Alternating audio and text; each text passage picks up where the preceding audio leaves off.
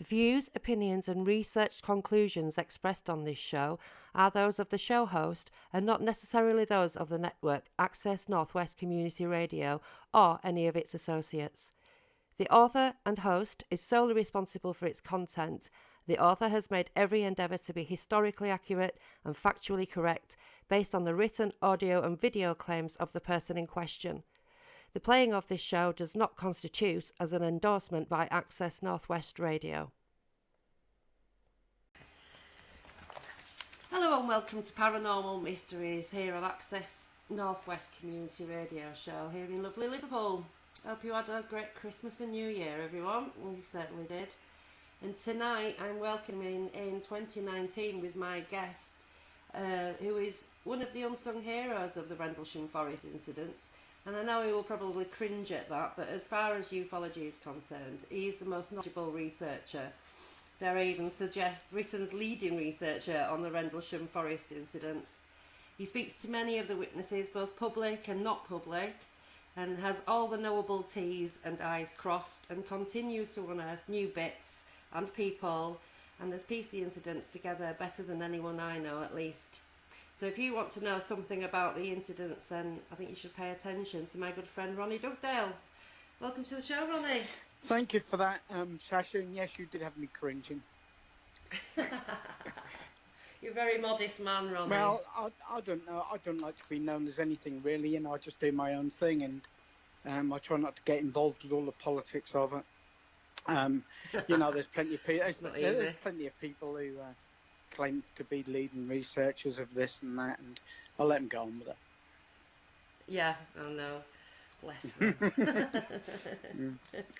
So, I mean, these incidents are completely fraught with controversy, aren't they? And there's discourse between all of the witnesses for a multitude of reasons, really. The camp is definitely split. Everyone has different ideas about what happened, and, you know, over that Christmas weekend. But one thing that no one can argue with is how the RFI whistle was really blown. Which is actually the title of a brilliant article that you wrote, which is posted on my blog, actually. There's one person who is trying to take credit for all of this, and he's been debunked over and over and over again by you, me, Georgina Bruni, Linda Moulton-Howe, James Easton. I mean, the list goes on. Larry claims that he got the memo out. He claims he got the tape out into the public, but that's not true, is it? No, I mean, it probably played a part in that. I'm sure he did play a small part in that. But he claims that he'd done everything, which we know he didn't. You know, there was a lot of people involved with getting the memo out and the tape out, especially. I mean, he asked Dot where to get the tape from. So how could he have got it out? He got the tape when he went to Japan. You know, that was already. So they might not have been circulating it in the public domain, but they were certainly out there. I think the first person to get it was Harry Harris. You know, he's from one of the US officers in America. Whether that was intentionally put out to him, we don't really know. But Colonel Holt had the tape when Harry Harris went to Bentwaters and had a meeting with Colonel Holt. They were teased with a bit of a tape, so they knew there was a tape out there. Just getting hold of it was, you know, the difficult thing. So Harry Harris got a copy first. Then Dot Street, she got a copy of the tape. So, you know, for Larry Ron to say he got the tape out, it's nonsense. No, I know. There was, Dot and Brenda did an amazing job of cataloguing every single thing right from the beginning, didn't they? With the recording phone calls, etc. I mean, both of them had extortionate phone bills to pay. Yeah, I think Dot was the one who had the extortionate phone bill. She liked to talk a lot, and she was ringing backwards and forwards to the States because she was interacting with Greenwood and Fawcett at the time. So, you know, at that time, I don't know if you can remember, but phone call. I mean, I was just come out of the Merchant Navy at that time, and phone calls to my mum from New Zealand cost a week's wages. You know, that's ridiculous. Wow. You know, there weren't no cheap like we have now, Skype, nothing like that. No, it was BT, wasn't it? I can remember it was expensive just to call your neighbours. Yeah, yeah. Well, not many And people had phones in them days. I mean, when I used to ring them, I used to have to ring the local pub up, and then someone in the pub would have to run down the road to get my mum, and mum would run back, and then we'd have our conversation for about 5 minutes, and that would be it. That's the way it was.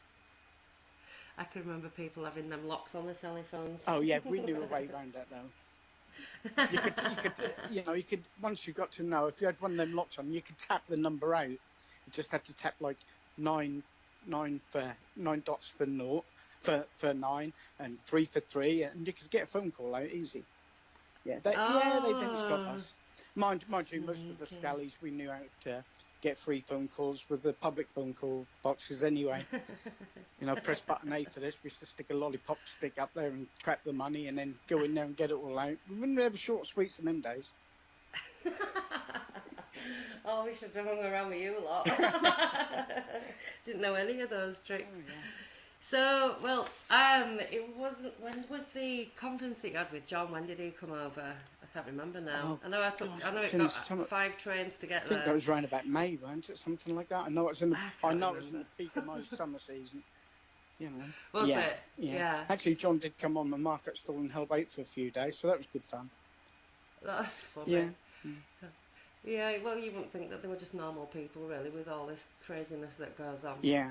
So, that was a very interesting evening, actually, because you went through the timeline, didn't you, that you pieced together with John? Yeah, I tried to, Sasha. There's just so much there. I mean, and also that's difficult. You can't really afford to leave anything out because some of the facts are in the bits you leave out. It's the details.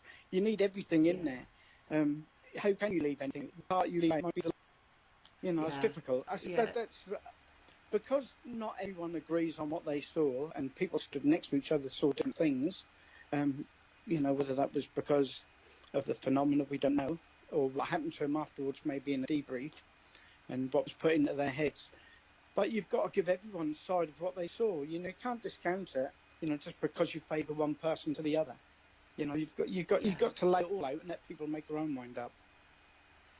Well, in a lot of it, they were never together anyway. When Jim was with the objects, John was not stood with him, and Jim wasn't with John and Holt and Adrian the following night. So there's a lot of parts where they didn't interact anyway. So they have got completely different, positions on everything just because of that, Yeah, really. the way they remember it though is completely different. I mean, if you take in, for instance, um, John and Jim's site, and also we've got to bring Ed into this. Now, Jim says that Ed Yeah, Cabansack was left as a relay. He don't remember it like that. He remembers being with them. He remembers seeing the bright white light in the. Obviously, we're hoping that the listeners understand a fair bit about the Rendlesham Forest incident, yeah, aren't we? Well, yeah, there was a part of the incident on the first night where Jim and John and Ed Cabansack followed the lights into the forest. They come across the berm, and when they looked over, they saw a bright white light. Now, John remembers the light growing intensely bright and then hitting the deck, and that was all he can remember. It's like when he came to, saw an orange ball of light disappear up over the trees and out to the coast, and he followed that out there. Ed yeah. Cabansack says that John drew his sidearm on it, and they all three of them passed out. And because Jim remembers something completely different, where he says he saw a landed craft there, and then he walked around it and done his recce and took photographs, writ down the cliffs that were on the side, and so you got three completely different, and they were all there together. That's interesting, isn't Yeah, it? I mean, I actually believe Jim. I believe all of what he says up until the binary. I really have difficulty with that. But I really haven't actually paid any attention to it. I will be speaking to Gary Osborne soon about that. yeah, But you can see that he's drawn these symbols, and those symbols, you can tell that his hands are shaking like mad. He's like he's pumped with adrenaline and the notes in because the they're book. just Yeah, yeah, when he drew the yeah, glyphs when he first so just for it's just little things like that that jump out at me and kind of lend a little bit of authenticity to these sort of things. yeah. So, but I've not heard this from what Ed's been saying. This is, if I've heard it before, it's gone in and Yeah, out. well, the thing with Ed, he hasn't really come public, has he? He keeps himself to himself, and he don't like to discuss it with anyone who hasn't done. I think he came out, he said a few words in the first CNN documentary, and that was it.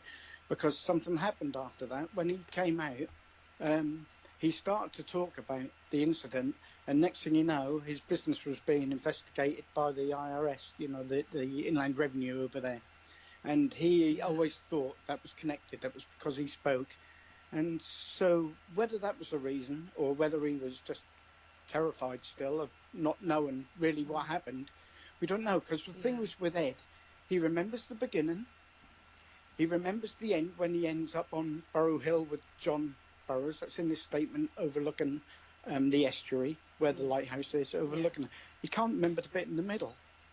And all the witnesses, they've all got this problem with memory. When John had his incident with Adrian Bustinza, which is when the Holt party is then coming back from their incident, and they meet up with John, who's, we're not absolutely sure, but we'll just say in a part of the forest, perhaps the landing stage, the landing post, not landing post, what's the word, where all the trucks were kept. That could have been there, that could have been somewhere else. No one's really certain. I think Adrian holds the key to that. And they went forward and they had another incident where John was enveloped with light and disappeared, and then Adrian temporarily saw a triangular craft there, and then next thing you know, that's gone, and John stood there and he's saying, what happened? And Adrian's saying, I don't know. From that moment onwards, for the next 14 hours, John can't remember anything. And Adrian's give clues to say that he don't remember anything anyways, because he said in the past, and he said to me that he has problems putting everything together and little bits keep coming back, but he can't remember. He knew he remembers being back at the base afterwards. He knew he must have either driven there or someone drove him, but he don't know how he got there. Then we've got this other problem, you see. The Holt tape finishes around about 3:30, 4 o'clock time, 3 to 4 o'clock, around about that time when he says there's still beams being shined down in the weapons storage area. Well, there's no way you can see that from the Rendlesham Forest anyway. So Colonel Holt tells us that he knows that because he overheard up with the chatter on the radio. And so, okay. But then he just says, we're cold, we're tired, no one's paying any attention, so we went home. I mean, that seems a strange thing to do, just to finish an investigation when there's unknown UFOs, whatever they are, flying over your weapons storage area, and you just say you're gone home. It just don't add up. I wonder, perhaps, is there an area of the time from that moment onwards when Colonel Holt don't remember? I mean, he's never come forward and said there is, but if there was, that would explain an awful lot. Yeah, because they all were debriefed in a very uncomfortable way, weren't they? It wasn't just a sitting down and having a little chat. It was quite frightening. That was frightening, yeah. And of course, Colonel Holt says that he wasn't debriefed, but the OSR report says that he was debriefed twice. So, who would he not have been debriefed? I mean, someone would have spoke to him. It would be unusual to leave him out of it, wouldn't it? I mean, it wouldn't even make any sense. That wouldn't make any sense. If he was the commanding officer and he's the one with the dictaphone and directing what's going on, basically. But obviously it was an extremely unusual situation and not one that any of them had ever had any training for. No.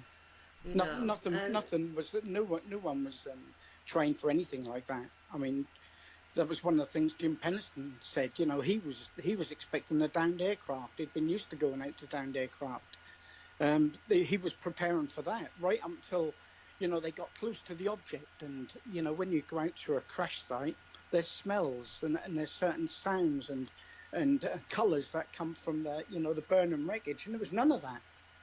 He weren't expecting to see what, So you got to take into account that they must have been in shock as well. And shock does funny things to you. That does funny things to you, don't it? Shock. Yeah, it does. Yeah. I mean, And our group encounter in Wales, there's big chunks missing for me. Yeah. You know, and I think that was just pure shock. Yeah. There's something that affects you. I mean, I had a sighting when I was a kid, and that was only about 2 years ago. One of the girls who were in our little gang, we was only around about 10, 12 years old. One of the girls who was in our gang, and I didn't even think she was there at the time. I couldn't say who was there. She contacted me on Facebook and added me, and sort of like I used to knock about with her older brothers, and I'm asking, through pleasantries, how you doing, what you doing now, and then she comes up with she drops the bomb on me. Did I imagine it, or did we really see a UFO? And then that just hit me, that I'd suppressed it all them years. Yeah. And, that was a wow moment, that will come back to me. And I remember that actually. I remember you were quite a state for a few days because it was just overwhelming. yeah, it does overwhelm you. I mean, I'd heard people say about, them blocking things out of your mind. And I thought, well, how can you? But I mean, I'd put it right out of my mind. A lot of things have come back to me piece by piece since then. And, but I asked her to describe it, and that was exactly how I remember. I didn't put any ideas in her head, and she described it moment for moment. I'm still not sure who the other kids were. One of them might have even been my sister. I can't remember, because at the back of our house was a field with swings on, where kids play, and this was Yeah. in a cornfield with stubble. The corn had been cut, and I happened there. And I can't understand why no one else, why, all the houses overlook it, why the parents didn't see it. And I can't understand why no one spoke about it. We just never spoke about it. It's mad, isn't Hmm. it? So, I mean, is it shock, or is it something that the phenomena does to us to make us forget? Yeah. I think a bit of both probably. Yeah. Hmm. Yeah, I have Mm. to say, I apologise. My poor old dog's not very well, and I've had to come in this spare room to speak to you, Sacha, because I've got indoor aviaries, and the slightest bit of light will set him off singing, and he's not too well. So if you hear any snoring or farting or grunting, that's just my poor old It's dog. Yeah, fudge. that's boy fudge. Yeah, Bless him. He's getting on a bit now, yeah, isn't he's he? getting on. Yeah, he's still wagging his So, tail. I know, he's so Mm. lovely. He's got like a little fan base on Facebook, He hasn't has, he? yeah. We get all sorts of, but he got more Christmas cards than I did. Mm. That's Yeah. hilarious. So where are we with John? What's John's current, thoughts and avenues of investigation at the Well, I moment? think he's still looking into. Well, I know he's still looking into the scientific part of it, trying to find, you know, trying to find what happened really, and. But I think you'll find he's going to keep his head down for a little while. I mean, there's lots going on, and I think he's realised that the best way to deal with it is not by getting on Facebook and having all out rows. Um, he's trying meditation as a way to unlock what's happened to him. Yeah, So, and I think he's getting some peace from that at least.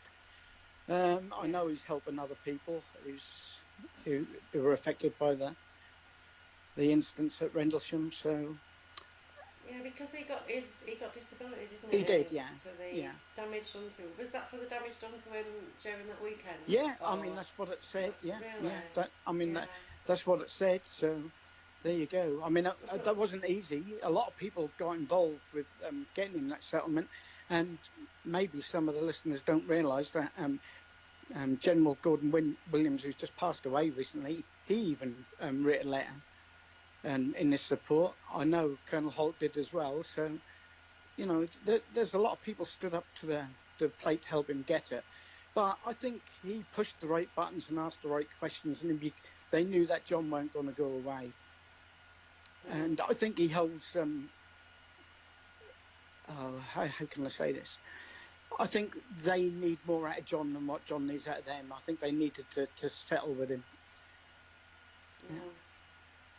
Yeah, well, I mean that's quite significant, isn't it? I think it's if you're going to pay somebody for damage done to them in an event, Yeah. then you're admitting that that event occurred. Yeah. I didn't think it was so much the money settlement. He needed treatment and he needed it quick. John was dying. Was he? He was when he went down to that was when Gordon Williams went to see him the day before he had his surgery. I mean, he weren't expected to make it. Wow, Yeah, I I mean, didn't know yeah, it was the that bad. valves in his heart were completely, absolutely shot away. And I mean, he's not 100% well now, but I mean, he's No. still, look pretty fit and alive when we saw him, eh, Sasha? Oh Yeah, yeah, larger than life, literally. yeah, yeah. Yeah, surprisingly Yeah, it big was good is. to meet him. It was nice, because there's obviously we've butted heads quite a few times with John and I, but I was backing an idiot. I was absolutely incorrect in in my stance on what was going on. Some people could say it's none of my business, but it's none of anybody's business really, is it? But so many people are looking at it. I don't know how I ended up being so in the middle of it all, really. But I guess with believing in Larry Warren and believing his version of events, that's going to get everybody's back up because they all knew that he wasn't there. Yeah, and we can understand that now, Sasha. But I mean, I was with you with Larry Warren. We were his biggest supporters, no two ways about that. And I did because I believed everything what was in Left at Eastgate. I liked Peter Robbins very much. I liked Larry very much. I thought that he was a great person. I know different now. I've seen the side of him I wouldn't want to. It's not the sort of I know. you know. Yeah. But we believed him, and I come head to head with John and Jim. I suppose I was a good friend of Jim's at one time. I suppose that was because I supported Larry Warren and asked questions, or supported him. That our friendship ended, which is just one of them sad things, isn't it? But there you go. Um, Yeah. Yeah. he did recognise that I knew quite a bit about Rendlesham, and there you go. Yeah. We can't, we Well, can't live in the past, and I think you've done a good job of debunking the Larry Warren story. If anyone believe it now, after all the evidence you've put out there, and for people to say there's no evidence, well, that's just crazy. that's just a lie. It's a lie, isn't Well, it? they've only got to look, haven't they? I mean, any fool, my 16-year-old daughter read through your blog and said, "My Christ," and people are still saying, that they believe him. I mean, Yeah, with but they've not looked at the evidence. If they did, it's not my opinion. Gary Hasseltine keeps saying it's just opinion. There's no evidence. It's not opinion at all. It's him. yeah, I've got endless videos and endless snippets of radio shows and conference talks of him speaking and saying different yeah. things. Well, And that's not my opinion. Sasha, the moment I realised that things weren't right was the moment then when Larry Warren started lying about me, because you know yourself what the truth is, don't you, about yourself? Yeah. And when people start going public and lying, barefaced lying, you think, well, if he can lie about that, how do I know he lied about that and that and that and that? And that made me really start looking then. And I think we both started digging at the same time. And then things come to light then, don't they? Well, this don't add up, that don't add up. And because we were public enemy number one then, because I mean he picked on the wrong too. I mean I wouldn't want to fall foul of you, Sasha, because I know that when you get your teeth into something, you get your teeth into it. And he was a If there's something to get my teeth yeah, into, yeah, but I will, he was yeah. such a fool because he was going on radio shows saying that I was this bloke who he'd met on the internet and he didn't know me, and yet a few months before he was introduced and he wanted me to be introduced film. He wanted to introduce me to film producers because he was worried that Peter Robbins would mess things up. And he was introducing, he was wanting me to be on the set of TV documentaries. He wanted me to be there, and then all of a sudden he's saying, "But because the thing what brought all that to a head was because, like a fool, I helped him out and lent him money, and there come a time when I had to ask for it back. That's when it all changed." Mm, yeah, that was all around about the time he sold the that alleged Lennon sketch. Um, And we found out that he had a load of money, and then we knew he owed new money, and he'd lived with us and not paid us a penny, Yeah. apart from when we had to chase him around Suffolk for it, because he'd left it to the very last second after promising to pay Yeah. it when he'd had £10,000, and we were about to be left with no TV, no internet, and no telephone because of him. Yeah. If he hadn't said he was going to pay for it, we would have got the money together for it. But he was, Yeah. and that was that. And that's when you said that he owed you money, and Yeah. then Well, I said, well, he's had I money. don't think I was the only one that he borrowed money off, but I thought he No. was my friend, and I'd lent him money in the past Yeah. and got it back eventually. But this time that had gone a year and he'd made no attempt to pay a penny back at all. Then I got word that he'd sold some memorabilia and that he had wads of cash. And I thought, right, I'm going after it now. And that was from that moment on when I got it back. He paid it in the bank almost the next day, so he had the money. But it was from that moment on, all the vile texts and messages and stuff started. So there you go. If I'd have lost that money, that would have been a small price to pay to know what sort of person he was. But there you go. Well, this is how I look at it now. I knew him for almost 10 years, and I actually really thought a lot of him. I thought he was very brave, because the internet is cruel, and there he is, he keeps getting back up again and getting back in there, and blah blah blah. He's got PTSD, so all this stuff was because my dad has PTSD from actual combat and actually getting shot, Yeah. right, and everybody being blown up around him. And so I give all my understanding of that for my dad to him when he was just an angry man because people were catching up with him.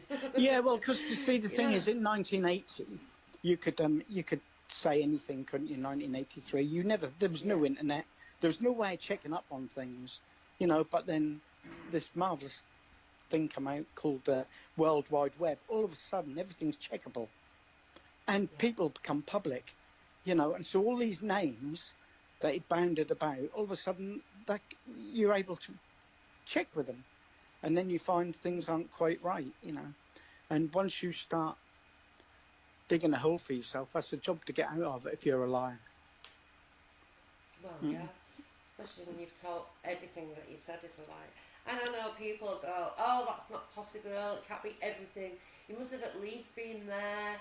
And, oh, no, he wasn't. I don't even think he passed his weapons training because he was moaning to Steve LePlume about having disability in his wrist. So why would that come up? How would that, come about? Would it be from trying to fire a weapon and you just can't do it because you crap? But you're not going to admit to it. It can't be that you just are not good at it and you can't be bothered to practice and get good at it. It's got to be something wrong, because that's what he's like. It's never his fault. So Steve LePlume seeing Dr. Eccles about his wrist. I just think, well, I think he's lied on his enlistment. He couldn't fire his weapon, so he didn't pass weapons training. So he probably never was on duty. And if listen to my last show when I plotted out from his own words his timeline, he wouldn't have even been on duty till the 28th. No. I mean, the thing is, with the left at Eastgate, Sacha, he had 17 years to get his story straight. And within that 17 years, an awful lot of information came out. A lot came out from UK investigators that was bounded backwards and forwards to the state through Greenwood and Fawcett. So the story was able to revolve. So by the time Left at Eastgate came out, which I think that took him over 10 years to get the book out, he should have got his story straight, and he's failed at the first jump. According to Left at Eastgate, on the morning of the 28th, they came back from Germany on the 27th. On the morning of the 28th, he went to Ipswich Town, and then there's this absolutely cock and bull story about how he went to Axe Music and argued with the Arab owner over a Marshall amplifier, and the whole story, just to put him in the place. You got to remember, by the time that book was written, Holt memo was out, and what date did they have in there for Holt's? Was the 27th, weren't it? It was the 27th. So he messed up. I think he changed the story to fit in with that. Yeah.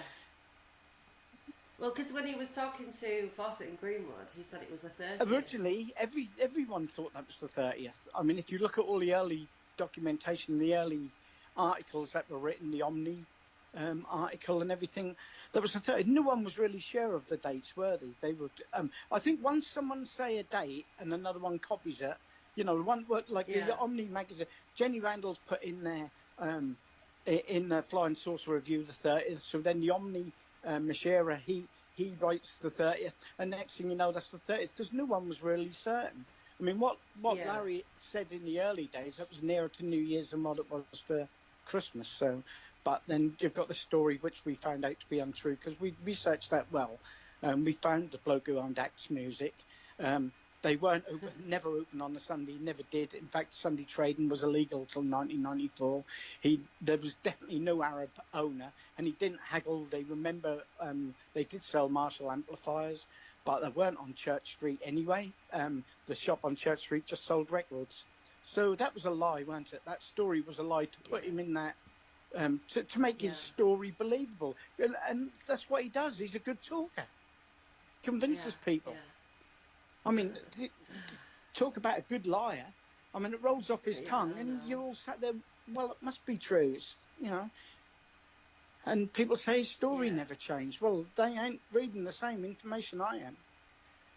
Well, he keeps saying things like, I wrote the book, it's in the book. Yeah, well, if you read the book, that's all balls, isn't it? I know, but the best thing that I found recently was him saying at that MUFON 2010 thing that, and there was no handshake, there was no communication with aliens, the spaceship didn't craft, and nothing flew away, and all that. I know. And he said, and all that stuff that's being said, because I didn't say it. And then there's an entire chapter in the book about all the underground base, all the aliens, everything that it was said telepathically, all of it. Yeah, I mean, he does that, and I don't know, does he hope that people don't look for the discrepancies? I mean, look at the lies he's told about Metallica. I co-signed Metallica, got £500,000. He said it. And then when he gets caught out, I meant it as a joke. Well, no one there thought that was a joke. No. It's not just that. It's just one thing after another. I mean, you can go on forever talking about the discrepancies and lies. People should really wake up. And I mean, I wasted a lot of years on this research because I believed every word. I was duped. But if we hadn't gone through all this, and if he hadn't have moved in here, we wouldn't have sussed him out. No, you're right. Mm-hmm. It had to happen, and people had to know him that well. Yeah.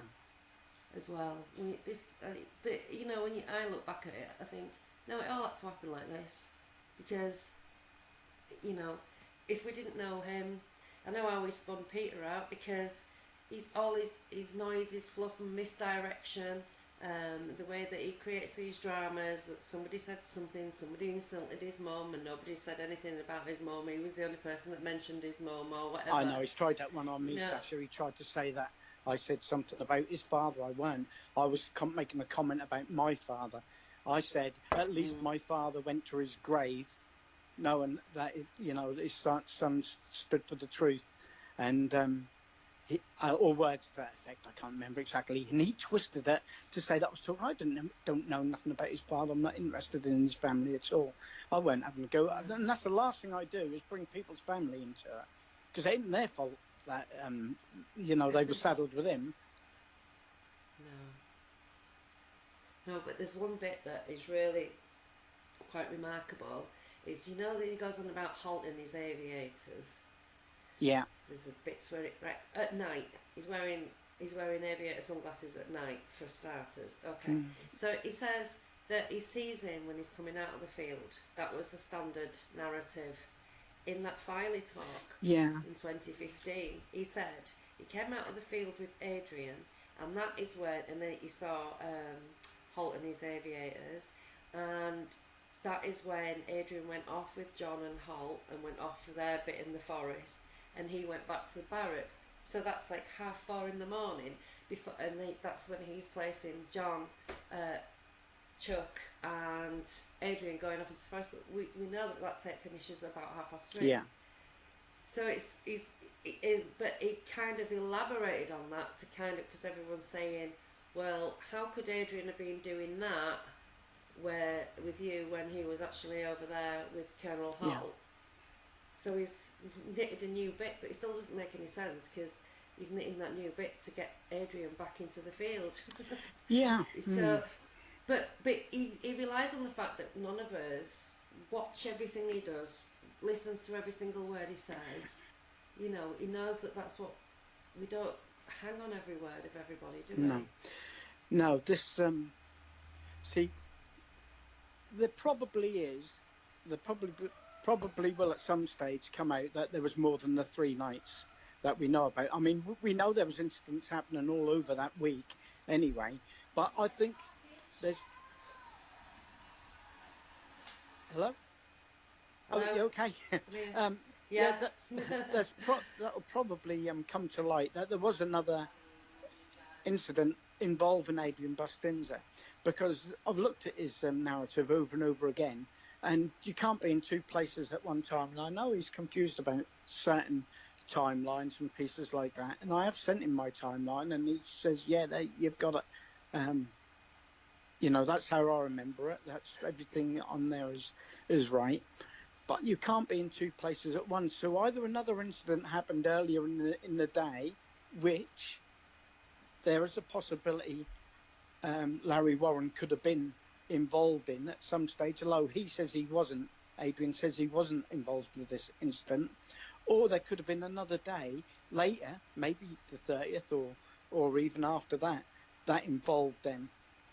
But because their minds have been messed with, or Adrian's mind has been messed with so much, it's difficult to get to the bottom of it. And that's a completely different scenario. And that's not a new story that Adrian's come up with. That's the story that he told Georgina back in the day.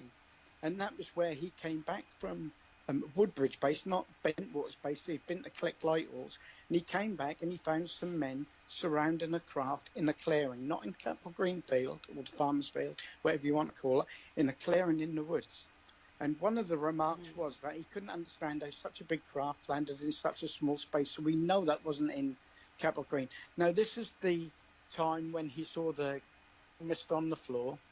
The soldiers were surrounding it, and that was when he was asked by Colonel Holt will deny this happened.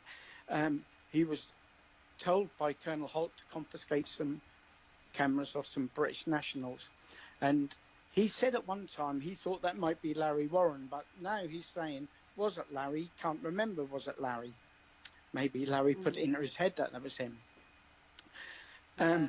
But that incident could well have happened, because that is probably the only instance where, apart from Jim and John's small 7 by 8 foot craft, this craft was 30 foot in diameter. And that's the only instance where that sounds anything like the instance that Larry's stole and put in Capel Green. Now, we know... Because I wondered where that bit had come from, we because know... that's not what we're seeing with Holt, was it? Sorry? I said they didn't see that when they were out with Holt. No, not on Holt's night. No, it's craft. completely different. No. So was there another night, or did something happen earlier in the day? We're not sure, because we know that earlier in the day, Greg Bartram's, they were on days. They were sent out into the forest to investigate some lights. And if you remember, he reported seeing the green mist and these bright lights in the middle of it. And they got scared and done a runner. And as they're coming out, they bump into Lieutenant England and Bustinza, who were then in a jeep. And England sent them back to the base. Was that the instant what happened there, or did it happen before or after? I don't think we're ever going to know unless more people come forward. Only one clue I found, and that was on a really early radio show called Suffolk Daily. And on that radio show was a young Brenda Butler, young Jenny Yeah. Randalls, and joining them from the Manchester studio was Harry Harris, who was the Manchester-based investigator who'd done a lot of the early work on this, and probably the person who was responsible for it all getting in the news of the world in the first place. Now, during that interview, he read out a load of questions that he had asked Colonel Holt, and Colonel Holt had replied to him by letter, and he read them out. And one of the answers was, at one time, we surrounded a craft. We tried to get in it and on it, but it avoided us. And then that says something about when it took off in a, like a cold air or something like that. But you don't hear anything about that from Colonel Holt nowadays. But that's exactly what Larry said when he was in that early interview. He's saying that they followed it, and then it was just poof, went like a puff of air. That's not his exact words, but I think that's where he's stolen that bit from. Yeah, well, there's bits stolen from everywhere, but that bit's always intrigued me because of they surrounded a craft. Now, Adrian says that he told Larry Warren the full story the very next day. I mean, he's gone on the record recently as saying that. And Larry made this big thing about that. He never spoke to him until April, which I find really hard to believe.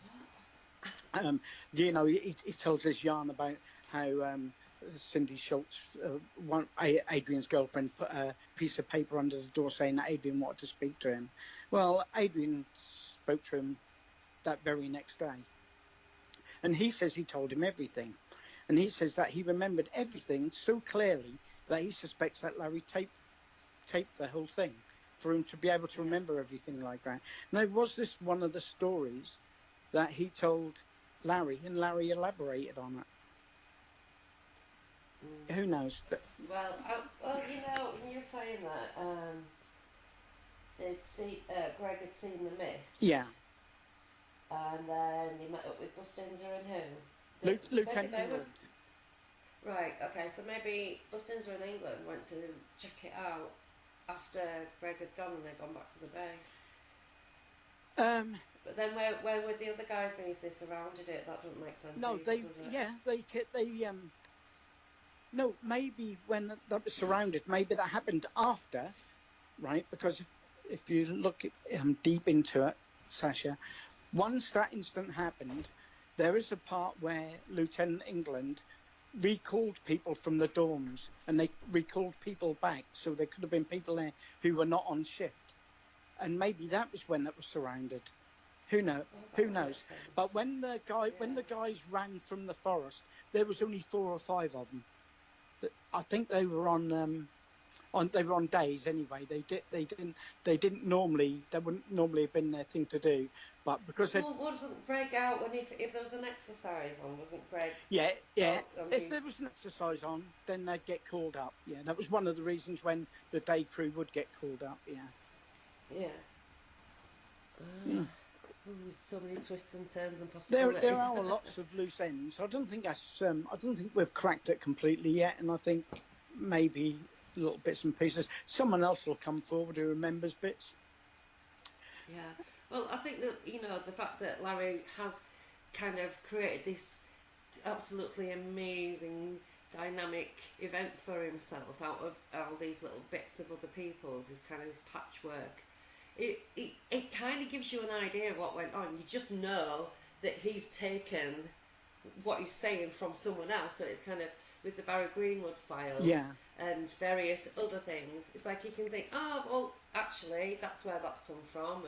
And if we listened intently to everything in chronological order that he'd ever done, we will be able to figure out when he started to say that he had problems with his eyes and when he started to say that he had problems with his heart, and all those kind of things. Yeah. But that's just so laborious and tedious, and my poor brain. Yeah, mine too. And I couldn't inflict it on anybody else to say, let's listen to every single thing he's ever said. Sacha has a job to get people to listen to just the main narrative, isn't it? Without going into all the twists and turns. But then Yeah, the Greenwood yeah, files are brilliant if you look into them, because you look at some of the names that he gave Larry Fawcett in the early days. yeah, These are the names that he gave them, people who were involved in his incidents, right? yeah. Bustinza, spelt it wrong, but Bustinza, John Burroughs, Bobby Ball, Malcolm Ziegler. You know, none of the people were there for his incident that he says happened on Capel Green. They were all involved. Well, he says They were that all involved at some stage, you know. yeah, But yeah. And he says that he didn't even know who they were, so how would he know who they were? no. And I'll tell you, He didn't know there's them. one other thing you want to look at. When you look at the photographs, so these are the photographs that Larry Warren gave to Barry Greenwood when they were going to write a book together. And have a look at the photographs of where he says the landing stages are, or the landing area. And one of the areas that he gives us the landing area, none of them look like Capel Green, but there's one on there which is right over the far side of the farmer's field, right past the cottages and past the gamekeeper's cottage, what they call the farmer's cottage. And there's a small little clearing where something could have happened, and that was right outside Butley Abbey. If you ever look at them photographs, there's photographs of it, and that's written on the back, suspected landing area. So he was looking for the landing area. He didn't know where it was. If he did it, you have a look. I mean, I noticed it, Sacha. I know exactly what you mean. I Look, noticed I it can because see I him know in my the head. area, you know. Now, there was Yeah. an instance where we're told that Cookie picked some airmen up, and I always thought for it to work, that had to be in that area somewhere. So did he get that from her or from someone else? That something happened there? And that is where I think that would make sense that Adrian and John's encounter happened in that clearing there, because there is a small clearing that's big enough to get a 30-foot craft in, not much more. And also, that you could be collected from the road there, because the road runs through the back there. And what was the other point I was going to make?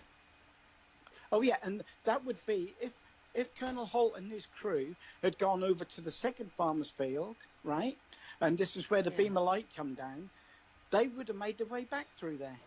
And that would be the ideal place. And I can't see John Burroughs and the couple of people who was with her hadn't been named, just standing there waiting at that meeting place where the trucks were. They would have probably walked across the field to see what was going on.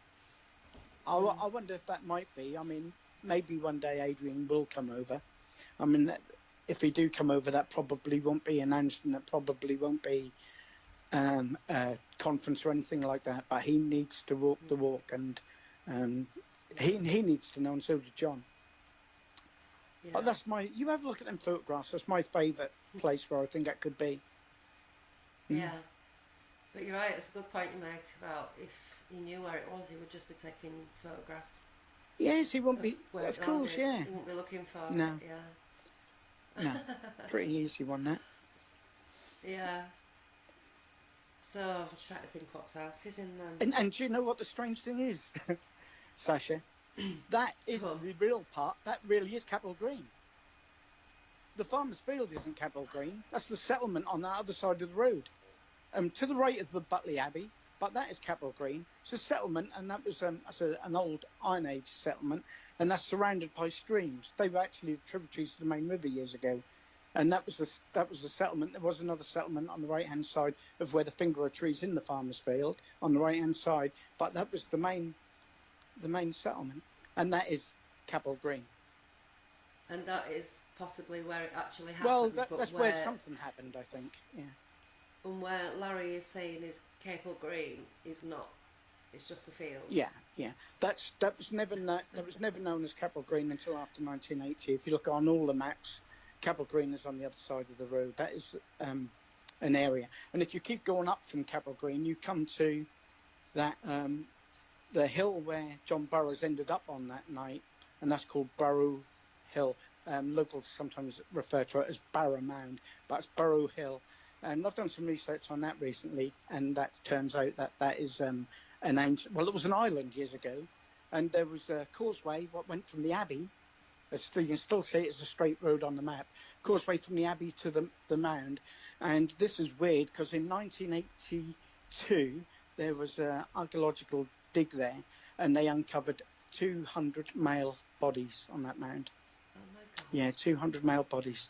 And there's a few other weird things that happened there as well. But 200 male bodies, no children, no women. So that was probably the last big battle in East Anglia. And they're buried on there. Wow. They only found that by accident because they were excavating gravel from there to use in the roadways. And there's a type of clay there, they call it red clag or something. But you know where all that gravel went to? Where? And probably why there's an awful lot of activity in the forest now that went to make the forestry tracks up. You know, when you hear about track 10, track 12, track 8, Yeah. that's where it all went there. And also that's very high in quartz, the stone, and that comes out of there. And you know quartz it's like a conductor of energy, isn't it? I wonder, well, because I don't get a lot of weird photos up those Yeah. tracks. You know, I know that some of them are kind of the camera looking for light, etc. But there was one picture where Brenda's friend Jean Yeah. was doubled, Yeah, I've but seen it. Yeah, with a handbag on her arm. Yeah. looks like a man. Yeah, it does, yeah. It's definitely not Jean, is it? No, No? that was weird. Oh. Yeah, I've seen some weird stuff down there, and luckily for me, I mean, I used to go there on my own. I must have been mad I wouldn't do it now. But I used to go there a lot on my own and walk the tracks until I had one bad thing happen. Then that's enough to put you off for life. But I've been there with Brenda and Gordy and Bev, you know, us Brenda's niece, Yeah. and we've seen lights come out of the ground. You know, you hear of Colonel Holt says that his light burst into different objects and disappeared. I Yeah. think Laurie Redfelt said the same. Several of the airmen have said that they've seen things happen like that. Well, we actually all witnessed together, and we all stood there. We all had cameras in hand, not to go off. We stood there with our mouths open, and that was down the track that leads to the East Gate from the service road. And Brenda said, if you stay here and look, halfway up the track, you might see a big white orb appear. And we stood there staring and watching, and all of a sudden, this white light came. Really, really bright white light. And that seemed to be getting bigger and smaller, bigger and smaller. And I thought, well, is it coming towards us and going back? And so, like I feel, I said, I'll go have a look. So they stayed back at the gate, and I went and walked, and they said they could see lights around me when I went towards it. But anyway, as I got towards it, you couldn't see anything, but they could still see something. I came back to the roadway, and we're watching it, and all of a sudden it appears again, and that shrunk to a tiny pinprick, intense white light, and it burst into, I think, 3 colours, red, blue and green, bright like a firework, and shot up into the heavens. Now, there weren't no firework. There weren't no one down there that night, only us. Whatever that was, I don't know. But it came out of the ground. Wow. So it's weird, there is Well, weird shit happens there. And I'm not they've surprised. got bits of body. There'll be bits of everybody from where they excavated and Well, bits of the there's that as well, tracks. you see. I mean, they wouldn't just, I mean, they were excavating for them tracks long before they discovered there was anything there, you know, that they had to stop, and I can't remember who the landowner was. I think that might have been Greenall. I'm not sure. But that was him who said, no, you know, we need to do this properly. And they called in a team to do it properly. And they found evidence that there was trade going on there and manufacturing going on there and all sorts, all from that one little hill. And that's where John Burroughs ended up. Now, when John came over last time, we walked, well, we didn't actually walk the walk from the East Gate to there. We cheated. We drove up to as far as you could drive and then walked the last bit. But from that hill, you can overlook, well, you can't even see Woodbridge from where it is. And we estimated that's about a 2-hour walk to get from there. Did we estimate that was a 2-hour walk? Well, even if it had been an hour, I can't remember. But the thing is, there's 8 different water causeways to get over. Now, John can remember getting wet, but one of the tributary, well, it's a tributary to the river. That's almost like a small river. He would have had to cross that to get up onto that hill. There's just no way in the time that he would, and I'm not doubting he was there. He was, either he was there in his body or that was his soul overlooking, who knows. But he remembered everything. When we went there, he remembered that was the view that he saw. And if you look at Ed Cabansek's statement as well, even though Ed never wrote his statement, he's never said that he wrote what's in there, because it was a typed statement. Ed couldn't type. Right. He says that they were overlooking and could see the beacon light. So they ended up there. There's no way you can get there. I mean, it's not a straight field. They're all drainage ditches all the way around it. And it's November, so they would have been full. So however John got there, heaven only knows. Wow. Maybe he was taken. Yeah. Because there are ditches, water ditches at the edges of all the fields. It's really flat out there, isn't it? Yeah, they have to drain that's reclaimed land, really, because like I said, that hill used to be an island. Right, of course. Yeah. So that's just another mystery, isn't it? I mean, John knows he couldn't have got there by walking there. Can't remember getting there. That's the thing. Can remember going towards it. Don't think he can remember getting back. Interesting. There's a lot of areas that need clearing up. Yeah. I was just looking at the blog that well, it's not a blog, it was an article that I blogged it, about, the news of the world, and how it ended up in the news of the world. How the story actually broke to the public. Yeah, well, Larry Warren said that he never spoke to the News of the World, but little did he know that I was able to obtain the tape for it. Well, if anyone had really looked, a lot of that tape was already in Sky Crash. I never knew that at the time. Yeah. Yeah, he was desperate to get his hands on that tape. He thought, he accused me of stealing it from Dot. How could I steal it from Dot? I mean, I had everything of Dot's anyway, and that tape wasn't amongst them. There was a tape there. There was a tape there of when she spoke to, and I'm trying to think of his name now. He was the chap who they got the tape from. Sam Morgan. Sam Morgan, yeah. Okay. Yeah, and that's a lovely phone conversation, because she sounded like a little English Rose speaking to him, And she's obviously flirting with him to get the tape, and it worked. And that's a hell of a story as well, because when the tape went to her Alton Broad address, and she just got the envelope come with no tape inside it. And so she goes flying down the post office, and they searched the post office out and found it inside a piece of machinery. Or that's what they told her anyway. But yeah.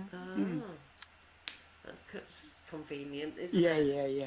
But an interesting story. Yeah, so he denied. You've heard the little clips I've put them on YouTube. 1 minute he's denying it, and then because I was able to cut bits out of the tape and play it back, Yeah. And he was on the phone for about an hour. Yeah, an hour speaking to him. Yeah, and also he'd already spoken to someone before he spoke to Keith Beebe. He'd speak to the because in America they have representatives for English newspapers, agents or whatever you call them, representatives. I don't know what you call them, but they're man in America. Like when the BBC come on, here's our man in Hong Kong or whatever.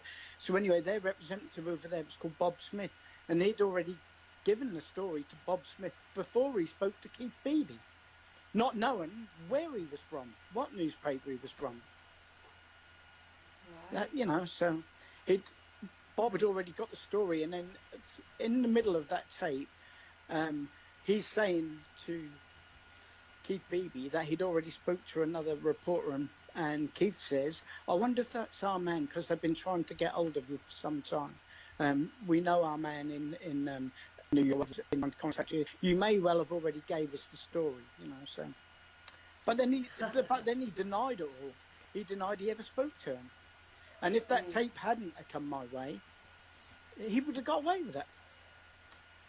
So you got to ask yourself, why did he want to distance himself from the story? What was in the news of the world? What was in there that was so bad that he didn't want to admit to? What do you think that was? Well, maybe the aliens. well, he seems as if he's scared of saying that word alien. He said it plenty of times before. But maybe that's something that was put in his head, because if he ever was debriefed, we wouldn't got his word for it. But, Jim don't like to say aliens either. Well, doesn't he think that it's people from the future? Sorry? Does Jim think it's people from the future? Is that was his... that was it, I wasn't seem it? to remember that was what he was saying, but... No, he was saying that was them from the future, weren't it? Or us from the future. Yeah, but I seem to remember that he didn't like using the word alien. But, I mean, what's the difference between calling something alien and something a being? If you describe something that's small, grey-skinned, got big cat-like eyes, what is it? It's an alien. There's nothing that lives on this planet. Well, when you say something is a non-human entity, and it's got big black eyes, like you say, you might as well be saying alien, and he has said it plenty of times before. Oh yeah, he says it in them Japan TV tapes are quite good. We never did get them deciphered, did we? But you can hear the little bits of English in that, and he's saying, "Oh yeah, there was 3 aliens, cat-like eyes," and he's describing them. You've got to really listen, because the Japanese reporter is speaking over him. But he says it there. I think that's when everything went wrong for Larry, because he went there and was treated a bit like a superstar. And from that moment on, I mean, he's always wanted to be a superstar. Otherwise, he won't be making all this stuff up about his showbiz friends. Yeah. Maybe that was the nearest he ever got to it. That's sad, really. Well, he told us that when he went to Japan and he was going on a radio show or something, and he was sat in this room waiting, and Freddie Mercury was there. Oh yeah, I've heard that story, yeah. And he said, what are you here for? And he said, oh, I saw a UFO. And Freddie Mercury said, bitch, please. Yeah. But on the plane on the way there was about 6 or 7 rock stars as well, and just every step of the way he's falling over celebrities. Yeah. I would like to see him play a guitar. If I can, Stevie Ray Vaughan learnt him to play. I'd like to see him, prove everyone wrong and get up and play something. Yeah, that's improve a lot of things. Well, that would be the first thing I'd do. Take some of this and have some. Play a bit of Voodoo Child. Yeah.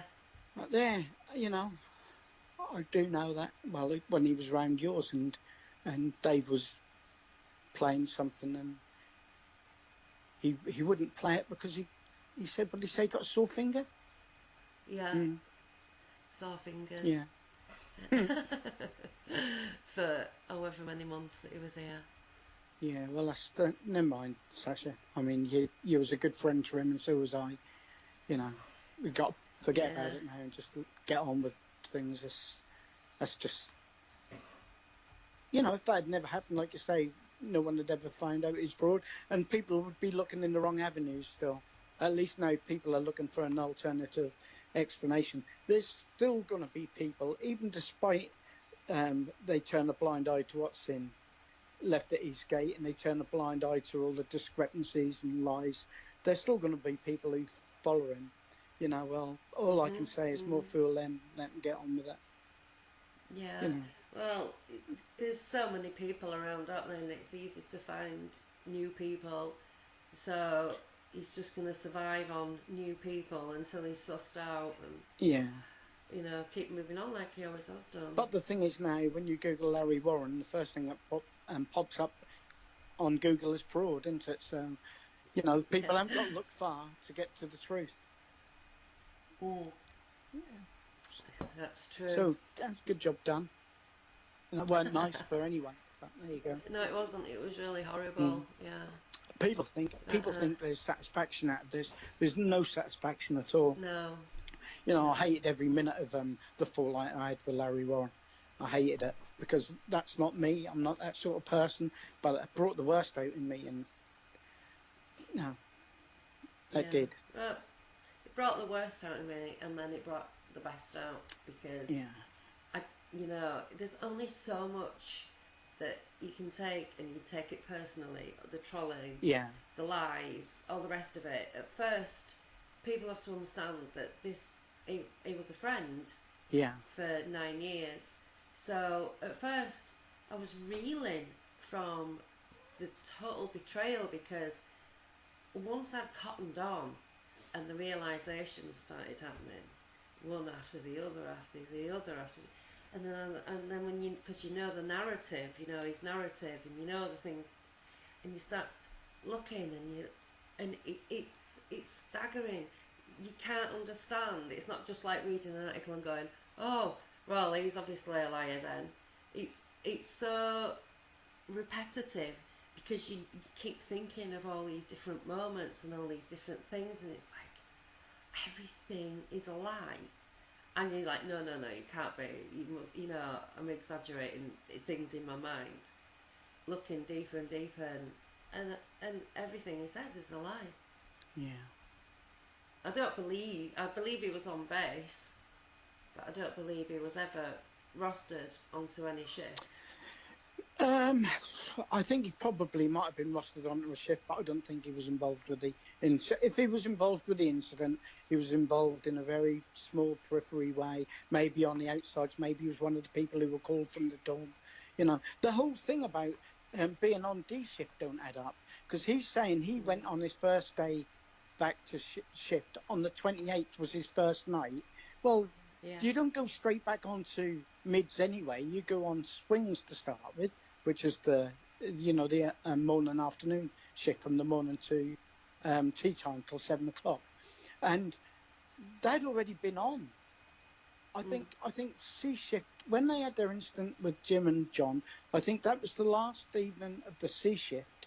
So that's the 25th and the 26th. So the 26th D shift come on. So they'd already been on 2 nights before the incident, if you know what I'm saying.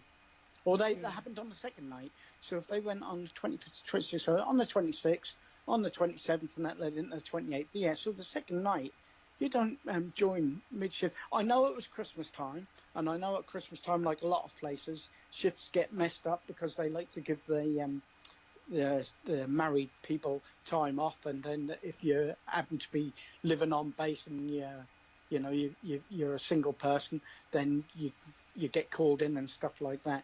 But from the people I've spoke to, there weren't a lot of that went on. There was a muddle up of shifts when on Colonel Holt's night. When Colonel Holt says when he got to the landing stage, I keep calling it a landing stage, I'm sure there's another name for it. Anyway, the place where all the trucks were, that point, that's a little point in the forest where 5 tracks meet. He said there was people everywhere. He said there was a public affairs disaster, and because what happened, some people who'd been on the swing shift stayed over after the shift to see what was going on. I'm sure he sent Colonel Holt sent most people back, because he was very definite on who he wanted out there and who he didn't. So there was, and also there was people who made their way out there, like John Burroughs on Colonel Holt's night. He was off duty. He'd gone onto the base and spoke to the law enforcement desk, and they said there's more stuff going on, and he wanted to lift out there. And you hear on the Holt tape where him and one other are asking for permission to come forward, and you hear Colonel Holt say, "Not at this time." Yeah. So, I mean, he was in civvies, so... Yeah, because he wasn't on duty. No, he wasn't on duty. No, he felt compelled to go out there. He thought they were going to come back, or the phenomenon was going to come back. He had that feeling, couldn't sleep. Yeah, that's what Larry's twisted into. There was an airman that was out there for 2 weeks and refused to come back in. Like he'd gone completely feral, a bit like Charlie Sheen in Apocalypse Now. And people were taking food and blankets to him. So I thought there's absolutely no way, because that would be AWOL for starters, and somebody would go out and they would grab him and then they would take him back. They wouldn't just leave him like spook in the woods. Well, they'd be snapped out anyway. For a fortnight, snapped out totally. So I asked Colonel Holt, what is the basis of this? Because there's got to be something. Like I said, did John go out there a couple of times, maybe to scout about, see if anything had come back, or did he want to go back out there? And he said that he think he went out there a couple of times just to see if he could see anything again. See if anything had come back. So that's not him. No. Being out there for 2 weeks with twigs in his hair, like No. in a hole in the ground, like kind of whatever. He said a few on. things about John. He's also said that his dorm was raided and John had photographs and they confiscated them, but I don't think there's any truth in that. I'm sure I'd have heard that from John if there was. I think I've asked him. I would have known if he'd have said yes, but Yeah. it's just something else, isn't it? Just another lie. Well, I was reading something about the misty photograph that Larry has, that he says is of the phenomena. Yeah. And that in the corner there's kind of like what looks like a face, and Larry has said that that was John Burroughs. Now, these photographs, they came about. Was it Mike or Mark? I can't remember on it. Well, he uses this name Mark quite a lot. If you look through Eastgate and look at his early recordings that he does, whenever there's anyone mysterious who can't be contacted, he calls them Mark. There was Mark the accountant, there was Mark the airman who had the car, and always called Mark. He went to London with Mark. But that story changes as well. Another time that's Alabama, and another time there's someone else. Well, this photograph was allegedly taken by Mark, the accountant, and had given them to Warren, who hid them in a mug that he bought from Germany when he didn't go, because he was here, or whatever version.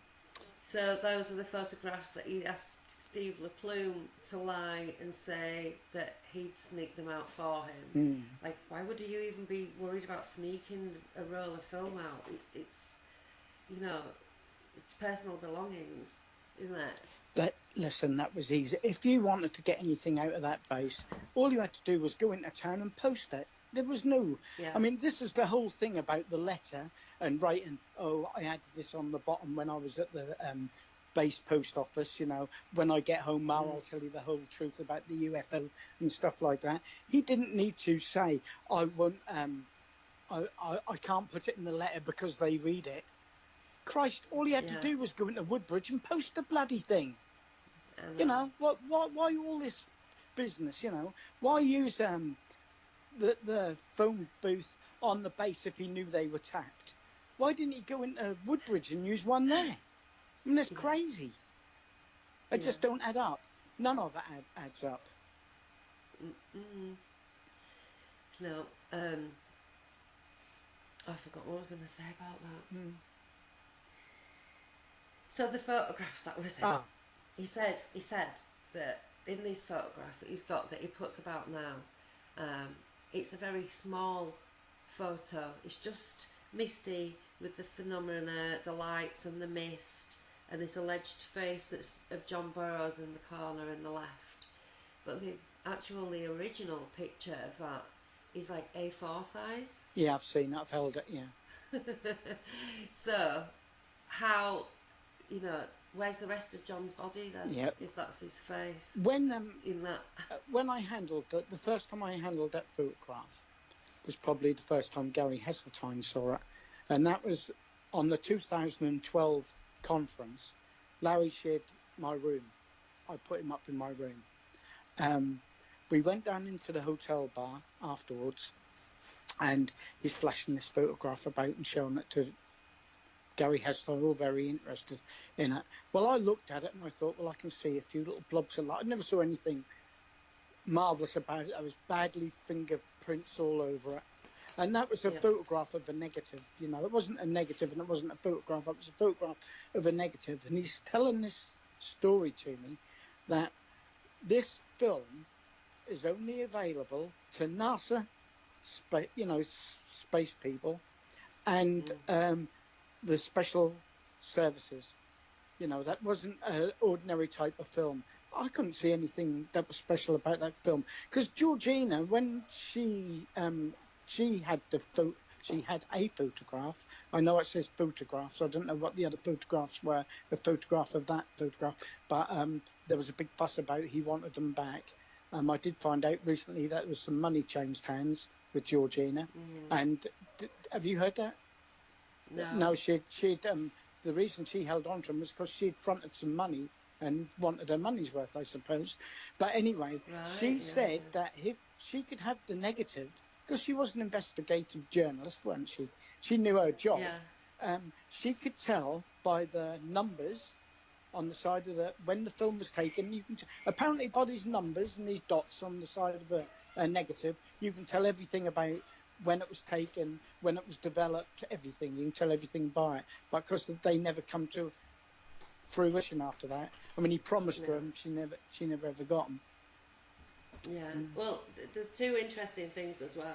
Because he said he gave them to Georgina and said it was Mark, the accountant, gave her the big spiel about it all, and that he'd had them for 19 years and all that kind of thing. And she kind of was like, okay, looked at them, and she was like, oh, these are great. And after a week, he said he took them. So, that if he's saying that is John Burroughs in that picture, and he took the picture, he's putting himself as John Burroughs. See what I mean? How could he take the picture of John Burroughs? He told Georgina he took these pictures, and they know it's this one because he told me himself it was this one. Right. So if he says John Burroughs is in that photograph, and he took the photograph, because it's not Mark. She accepted them, and it was like, oh, I've got to be given the kudos for this. So he told her, well, actually, no, it wasn't Mark, it was me that took them. And then he's saying that John Burroughs is in the picture. So he's saying he's taken a photograph of John Burroughs with the phenomena. Yeah. So how could he have been with John Burroughs and taken that picture? It's just another load of swaddle, isn't it? And he says that that's an actual Department of Defence photograph. Yeah, that's what. Well, that's more or less what he was telling me. That was special ops that had taken the photograph. So there's three stories there. But when he told Georgina, when he changed his story, his argument to that was that Georgina was going to go public with Mark's name. Well, I suppose she could have done, because I don't think that was a real person anyway. But then he said to save from putting him in the picture, he offered himself up as an explanation. But none of that adds up. Oh, bloody bollocks.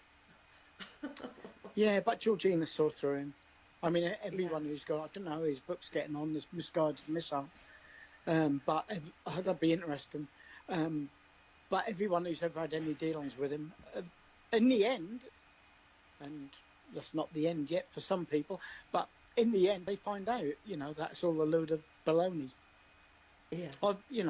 Look at Peter. I mean, he believed him. He really was duped, Probably had his doubts earlier on. And He did, Did he? I wondered about that. I remember some letters. He sent me a couple of messages on Facebook. And he was kind of like, in a very roundabout way, asking me if I knew what Larry's actual health conditions were.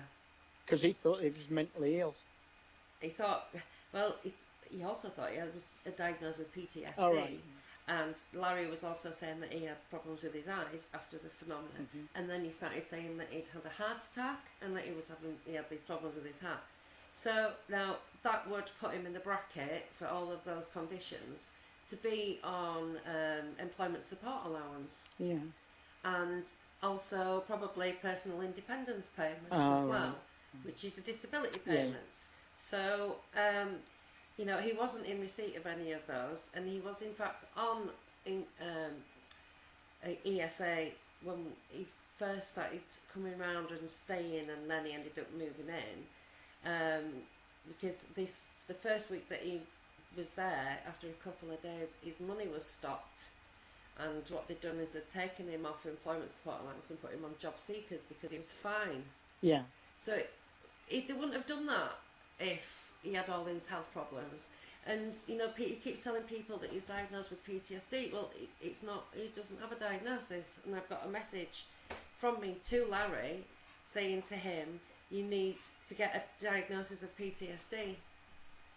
Yeah. And he's like, I know, doll. So there's evidence there of all of this. I can't get you his medical records, but there's a lot of information that's actually, in those little few lines. So Peter did have his doubts, and then there's a few times that he knows that he's lied and this is another interesting point as well with the Fred Max hypnosis that he did, that he faked. And this is the first time he mentioned aliens. Exactly. That's where I was going. And but he faked the hypnosis. So he faked that as well. And the first time he remembers aliens is while he's faking hypnosis. And it's actually in Georgina's book, You Can't Tell the People, that she's been played a tape by Dot. I know about this, and the tape, and the tape runs out. But in he's saying... It's a confession tape. Yeah, Larry Fawcett and Barry Greenwood don't believe him anymore. Right? Georgina doesn't believe him anymore. It's... we don't believe him anymore. But obviously people say that it's all on me. This is all just me saying this. And I'm just a crazy super fan and that I love Larry. This is what Gary Heseltine tells people. I love Larry, and I moved Larry Warren into our home with my partner and my children because I loved him and wanted to have an affair with him under everybody's noses in this tiny space. That is what Gary Heseltine tells people. And that I'm a drug addict, and that my house is filthy, my children are filthy, they live in filth, and he left because we were taking drugs in front of the children and he couldn't stand it anymore and he'd been telling us to stop and we wouldn't, so he left. Well, I know different to that. I know the true story, so I know from day one what was going on. So they're saying all of that because I'm saying, look at all of this. And Gary Heseltine is saying, it's just her. She's crazy. Oh, I love Larry Warren, I'm sure I do. All the crap that he was coming out with on the Joe Lomax show. Yeah, I've heard it time and time again. I'd like to have, a half an hour with Gary and go over some points sensibly and without anyone getting excited. And I'd like him to answer some of the things. I know you've done an open letter to Gary Heseltine, and the points are in there. I don't think he's addressed that, have he? He hasn't, no. But the first thing I would have done would be to address it. And even if you're wrong on some points, at least address it. Not just keep calling people trolls. Does he know what a troll is? Well, he's turned into a troll well, because he's doing that. Yeah. That's a shame, really, because they've probably all got something to offer. I'm not sure quite what, but I think he made a big mistake doing this Capel Green based on the story of Larry Warren, because there's a brilliant story there to be told, and that in his story, and that would have been brilliant. But he's blown it for himself now. There's very little trust within the UFO community when it comes to witnesses I'm talking to. Tell me they won't speak to Gary Heseltine because they don't trust him. For that reason, he's been shown that he's been shown evidence and truth, and he says it's not to say that he's not been convicted of anything. That doesn't mean anything. There's paedophiles running about who haven't been convicted of anything. They're still paedophiles. They all get caught out eventually. I mean, for a policeman to say that, until you've been convicted, that's not... Well, and when I say he's a con man, he's saying he's not a con. Con means convict. And it doesn't. It means confidence trickster. Of course it does, yeah. And it's exactly what he does. So just calling me mentally ill and telling people that my mum put me in a mental hospital and actually use the words mental hospital like he's some 1970s caveman. Yeah. Because we don't use that language anymore. No, that's disgraceful. So he's saying like, oh, don't listen to her because she's mentally ill. Yeah, well, he's going to say that. So Parading my mental health in front of the people and using it as a weapon against me is actually officially a hate crime. Of course it is. If you could get any from the policeman. Yeah. If you could get anyone to do anything about it. But if you notice, I mean, the way Larry Warren bullied his way when anyone confronted him was to threaten them with the outlaw way. Well, we know that's a load of bulls now anyway, don't we? Because we know he's never been a Hell's Angel. He definitely won't be one now anyway. There is one or two requirements that I know about that would give a reason why he could never have been a Hell's Angel. He could never be. It's because he's been a policeman. He was in the security police. That's one of the main stipulations. That never even occurred to me. Of course. I mean, that's obvious. I mean, you have a look at I mean, I'm sure you can find it online somewhere. But there's a list of things that they don't abide. I mean, they don't have well, they probably do now, but they don't have women in their chapters at all. And you must never have been a child molester, and you must never have been anyway associated with the police. I mean, there's a reason for that. You know how they get their income, so yeah. So yeah, and he was threatening people with that left, right, and centre. Oh yeah, the outlaw way. This is the outlaw way. Yeah, and a lot of people that would have. I'm sure there's people that would have frightened. You know. Well, he frightened James Welsh, didn't he? Called him the little sex crime fella. What was that? Where's that come from? Sex crime. That's just what he does. He throws things out to get people thinking. Because a lot of these people hang on his every word. But that could have, you know. He said to James that he'd send in his brothers round to his address because he knew where he lived. Yeah, I'll tell you what I found out recently. He'd done the same to Ryan Sprague. He threatened Ryan. He told him that if he does his play about Rendlesham, he's going to send 20 Hells Angels round to kick the living shit out of him. I remember that. I remember him getting all uppity. Yeah. Instead of being like flattered that somebody was making a play based on him. I think Peter put a lot of work into that as well. Did he? Yeah, his own time, you know, meeting with Ryan and going over it. And that was only going to be a play about left at Eastgate, I think. Yeah. Well, something that Peter said to me recently when we spoke, that there were in 2007, my friend Sarah and I, we bought tickets to go to the Weird Weekend in Devon, and Peter and Larry were speaking. So we came from Leeds, we came to Liverpool, we picked them up, and we drove them all the way down to Devon, right? And we were going there anyway. Larry was giving it all big licks about money, going to get paid, blah blah, petrol money, etc.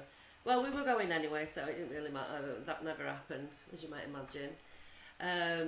And you know, Peter told me recently that when he got into the flat, we all got there. We were all at Larry's flat, and Larry had gone to the toilet. I think no, it was before we'd arrived.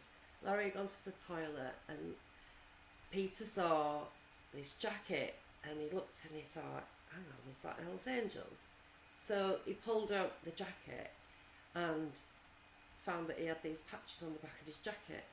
So he said to Larry, what's this? He said, well, you know, I'm in the Hell's Angels. And, you know, obviously Peter was horrified because he's in America, the Hells Angels are absolutely, you know, ferocious. Yeah. I don't think we're quite as bad over here, but you know, so his mental image of Hells Angels was something, you know, to be worried about, but also knowing as well the kind of things that you have to do to get that become, patch. Yeah. So he was horrified. He was angry. He was like, all right, you know, like being associated with somebody like him. whatever. I can't remember exactly what he was saying, but he was shocked and he was horrified and he didn't like it. And me and Sarah turned up, and he was like, "Oh, thank God for that." So Sarah was driving, I sat in the back with Peter, and we just chatted for 7 hours or however long it took us to get there. And he was really grateful for that because he'd had no idea and he was furious, and we'd sort of diffused the situation. So when we were down at, you know, in Devon, Peter was, Larry's going, oh, he's being weird, he's like this and the other, oh, he's so tight, you'll never see any money for petrol, blah, blah, blah. And he really fed us this line, and I was thinking, why is Peter being so rude? Why is he ignoring us? Why isn't he sitting with us? You know, we've just brought him, he was avoiding Larry.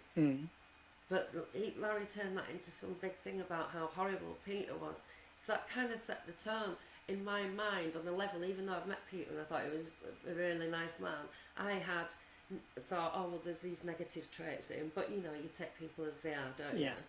So, but I just get so mad sometimes.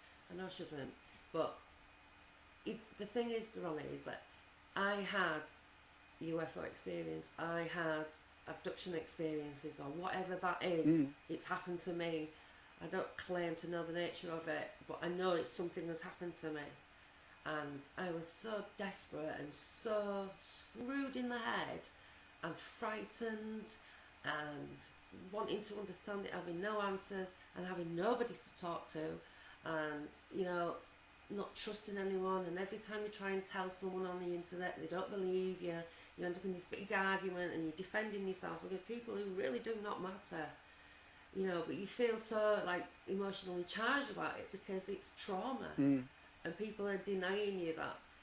And Peter was with Bud Hopkins all the time, and he kept us apart. Peter was the person that could have helped me.